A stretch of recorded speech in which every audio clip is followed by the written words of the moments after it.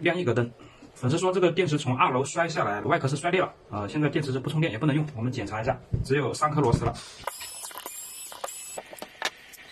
先测量总电压，总电压16.98，相当于17伏。我们从第一组开始测，3.93，这一组是正常的，3.94正常，3.93正常啊。第4组3.94正常，第5组啊，问题在第5组啊，第5组只有1.22伏，问题就在这里啊，1.22伏，并且它这个电压还是个反的，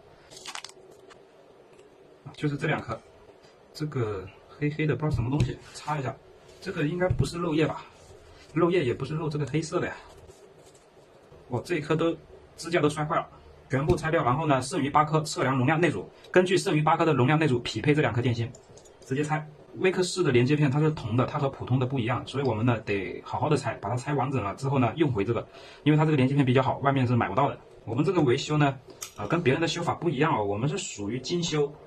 什么叫精修啊？就是我们只要是换电芯呢，就要把它所有的电芯拆下来。我们有的时候看别的师傅维修，他只是把坏的电芯拆下来，好的电芯他不拆，然后呢这里掏个洞把电芯退出来之后呢，重新塞2颗电芯进去。他这样子维修很快，但是他有一个弊端是什么呢？他没有测量剩余电芯的容量，那么他就对剩余电芯的容量，包括内阻他都不知道。重新放2颗电芯进去呢，这2颗电芯呢，它是不会去和原来的容量匹配的。那么这样子维修下来的电芯呢，它也就是眼前能用，它不能够长久的使用，因为它的电芯呢容量内阻它是不匹配的。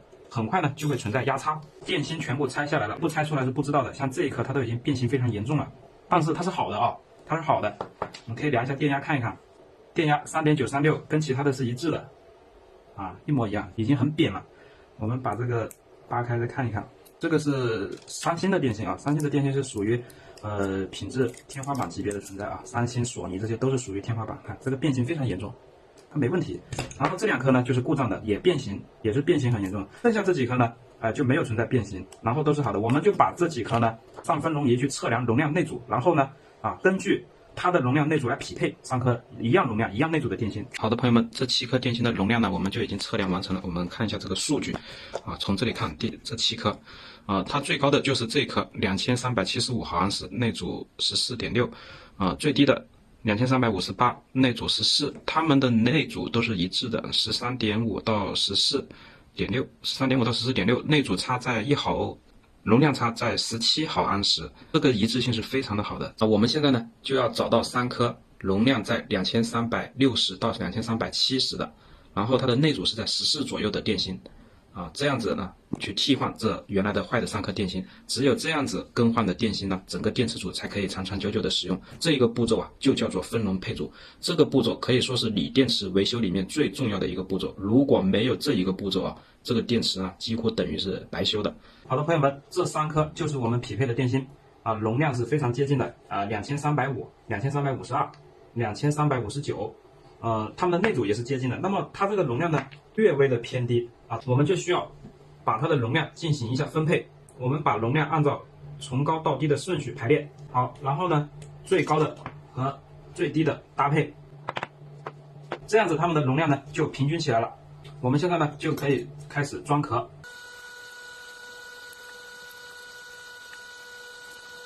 好，装上上支架。这个支架破了，但是没办法，就是说我们呢也没有可以替换的，在这里待会儿装壳的时候，我们看看能不能装得回去，方便。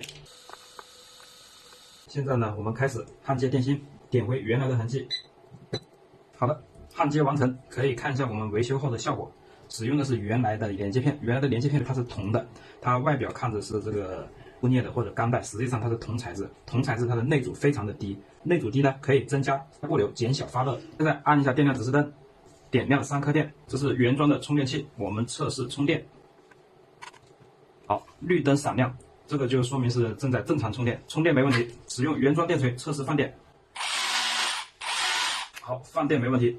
好的，朋友们，这样一个微克氏5.0的电池呢，就已经维修完成。好。